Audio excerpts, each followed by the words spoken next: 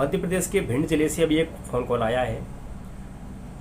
एक बुजुर्ग माता पिता हैं जिनका 22-23 साल का लड़का अहमदाबाद में रह के जॉब कर रहा है और वहाँ किसी ऐसे चक्कर में फंस गया है कि वहाँ की लोकल पुलिस ने उसको से पुलिस कस्टडी में रखा हुआ है। उसके के साथ में पढ़ने वाले मित्र ने जो साथ में जॉब करता था, उसने फ़ोन करके उनके घर वालों को बताया कि आपके लड़के को पुलिस ने उठा लिया है। अभी इन बुजुर्ग माता पिता को समझ में नहीं आ रहा है कि क्या करें। ऐसी विपरीत परिस्थिति है, घर में कमाने वाला एकमात्र व्यक्ति वो वही लड़का है उनका। इस माह उसने कुछ खर्चा भी नहीं भेजा है। यहाँ इनके पास कोई ऐसी व्यवस्था नहीं है कि ना कोई ऐसा साथी है जो वहाँ जाके पता करे कि वहाँ चल क्या रहा है, किस समस्या में उनका बेटा फंसा हुआ है। अब हमारे जो परिचय वाले हैं मुझे कह रहे हैं कि अगर आप कुछ मदद कर सकें तो कृपया करें।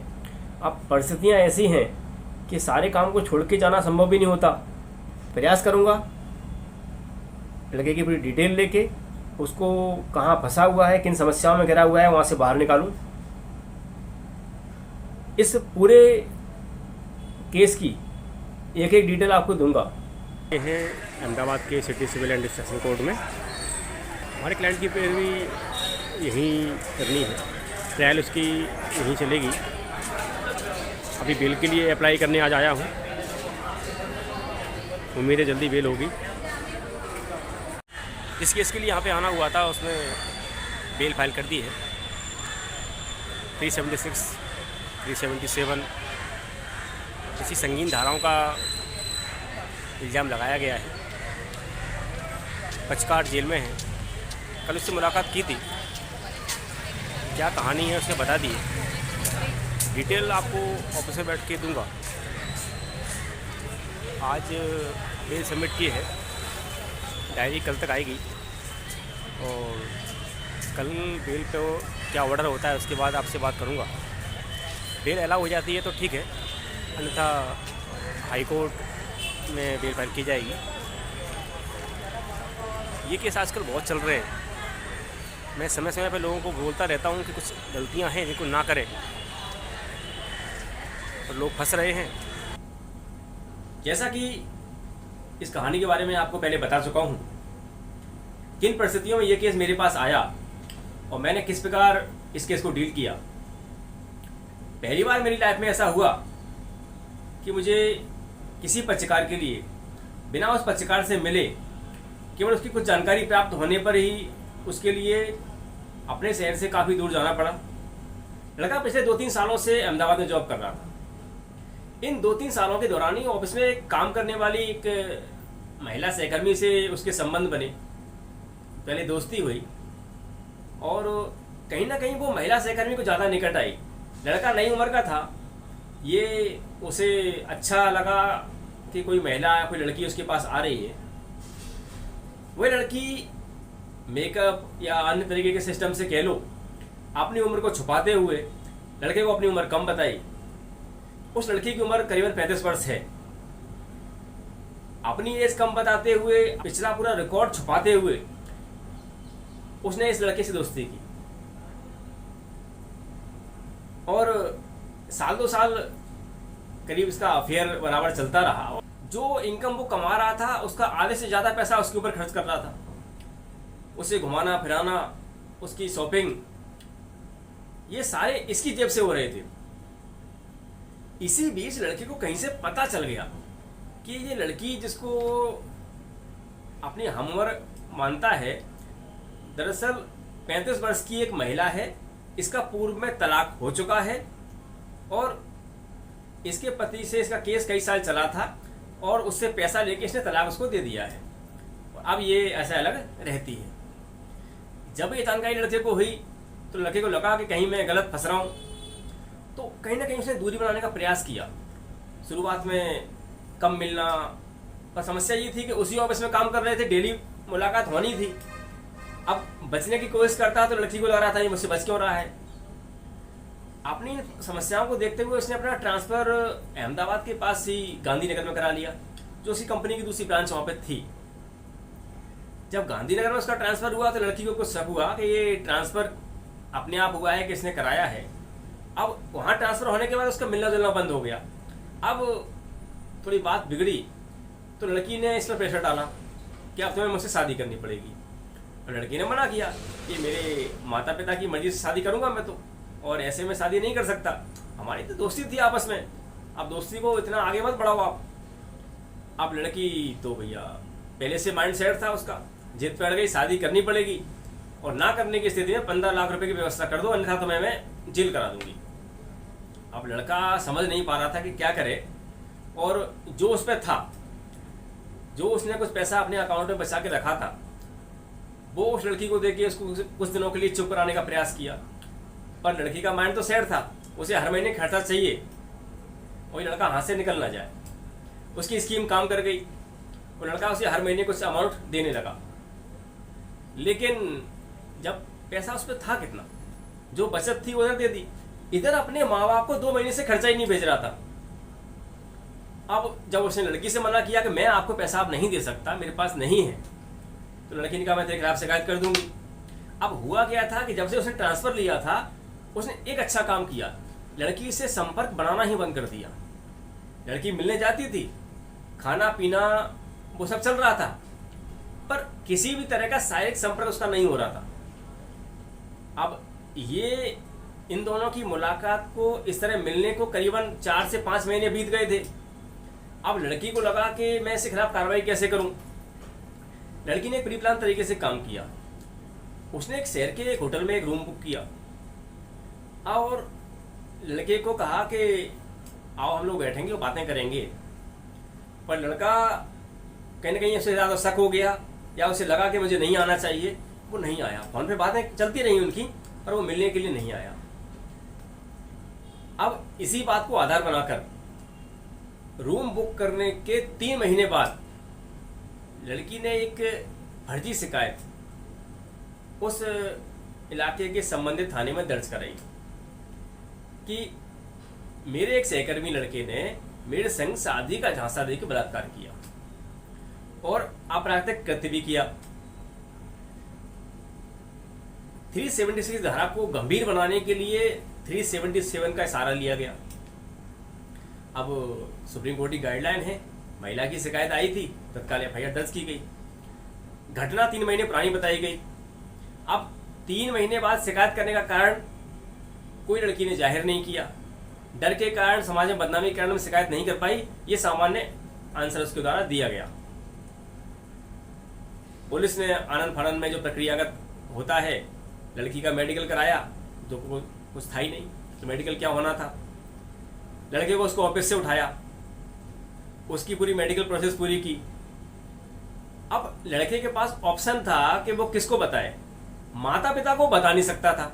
उसे लग रही थी बड़ी शर्म कि मैं इस चीज को अपने पापा मम्मी को कैसे कहूंगा। तो उसने घर पर फोन भी नहीं किया। पुलिस वालों ने कहा उससे कि आपको अपने किसी परिचित को फोन लगा के बताना हो बता दीजिए, पर उसके द्वारा इस चीज को अवॉइड किया गया। अपने दोस्तों की हेल्प लेने का प्रयास किया, तो साथ में उसके कलीग थे और जो उसको यहाँ पे लेके आए भी थे। अब उस दोस्त से उसने क्लियर मना कर दिया कि मेरे घर पे मत बताना कि ऐसी कोई बात हो गई है, मुझे यहाँ से बाहर निकालने का प्रयास करो। अब जब दोस्त ने कुछ हाथ पांव मारे, थाने वगैरह में संपर्क किया, तो वो लड़की सहकर्मी थी, उसने उसको धमकी दी, अगर तुमने अपने दोस्त की मदद की तो तुम्हारे लिए भी ठीक नहीं होगा। अब लड़के को लगा कि यार मेरा दोस्त फंस गया, कहीं मैं ना फंस जाऊं, लड़की तो खतरनाक लग रही है ये। अब वो उसकी हेल्प करने की स्थिति में नहीं था। अब उसके पास एक ही रास्ता था कि उसके माता पिता को बताए। वो लड़के के अरेस्ट होने के करीबन 10 दिन बाद उस लड़के ने उसके माता पिता को फोन किया कि आपका बच्चा ऐसे ऐसे पुलिस ने पकड़ लिया है, कोई बड़ा केस हो गया है, आप आ जाओ। अब माता पिता समझ नहीं पाए कि क्या केस हो गया है, किस चीज में पुलिस ने पकड़ लिया है। अब उन्होंने अपने स्तर पे अपने जो परिचय वाले थे समाज में, उन्हें बताया कि हमारा लड़का कहीं फंस गया पुलिस केस में। अब पुलिस का नाम सुनते ही समाज के रिश्तेदार भी होते हैं ना, वो भी दूर भाग जाते हैं। अपने शहर का मैटर हो तो वो भी देख लिया जाए। अब अहमदाबाद शहर में पुलिस ने इनके लड़के को क्यों पकड़ा है, कोई जानता तो नहीं है, पर डर के सब लोग शांत हो गए और सबने अपनी अपनी असमर्थता व्यक्त कर दी कि हम कुछ नहीं कर सकते, आपको जाना पड़ेगा अहमदाबाद। अब इन्हीं परिस्थितियों में एक रिलेटिव से उनको मेरा नंबर मिला। अब कॉल किया, प्रयास किया कि कैसे भी इनके बच्चे को बाहर लाना है। अब परिस्थिति ये थी कि केस की डिटेल कहीं से मिल नहीं रही थी। सारी डिटेल उस लड़के के पास थी, लड़का जेल में है। पहले यहाँ से साबरमती जेल जाना हुआ, लड़के से मुलाकात की। सामान्य परिस्थितियों में मुलाकात के लिए इतनी लंबी लाइन थी वहाँ पे कि अगर इसके माता पिता जाते तो शायद मुलाकात हो ही नहीं पाती। एज ए एडवोकेट मुझे बहुत शीघ्रता से मिलवा दिया गया। ये काफ़ी अच्छी प्रशासनिक व्यवस्था थी साबरमती जेल की। और लड़के से बात करके जो डिटेल मिली, उस डिटेल के बेस पे मैंने संबंधित थाने में संपर्क किया और वहाँ से कुछ एफआईआर की डिटेल वगैरह प्राप्त करने के बाद उसकी बेल एप्लीकेशन बुक की। बेल एप्लीकेशन में डायरी आने के बाद कोर्ट में जो सेशन जज थे उनको ये रियलाइज हो गया कि केस में कहीं ना कहीं कुछ गड़बड़ तो है। लड़की ने एफआईआर 3 महीने डिले लिखाई है। डिले का कोई कारण विशेष तौर से नहीं दिखाया है। जिस होटल में घटना होना बताई, उस होटल के अंदर जो बुकिंग थी वो लड़की के नाम की ही थी। वहां लड़का आया है ऐसा कोई एविडेंस रिकॉर्ड पे नहीं था। कम से कम उस डायरी के अंदर तो ऐसा कोई प्रूफ नहीं था। होटल मालिक ने अपने बयान में बताया कि लड़की ने रूम बुक किया था, पर क्योंकि घटना 3 महीने पुरानी बताई जा रही है, हमारे पास उसकी कोई सीसीटीवी फुटेज नहीं है। रजिस्टर में उसके नाम की एंट्री है, उसका आधार कार्ड उसने सबमिट किया था बुकिंग के टाइम पे, वो हमारे पास रिकॉर्ड पे है। कोई उससे मिलने आया हो इसकी जानकारी हमारे रिकॉर्ड में नहीं है। अब लड़के की जो मोबाइल लोकेशन पुलिस के द्वारा ली गई थी वो अहमदाबाद शहर में तो थी, पर उस होटल के आसपास कहीं नहीं दिखाई दी।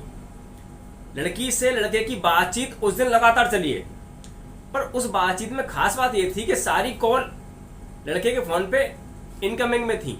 लड़के ने कोई कॉल लड़की को नहीं किया, पर लड़की ने बराबर कॉल किया है और 15-15 मिनट, आधे घंटे तक बात करने का प्रयास किया है। अब क्या बातें हुई ये तो उन दोनों को ही पता है, पर पुलिस की इतनी जांच से जो उस डायरी में आई थी और जो मुझे वहाँ देखने को समझने को मिली और जो मैं जज साहब को समझा पाया, उस पर बेल ग्रांट तो हो गई।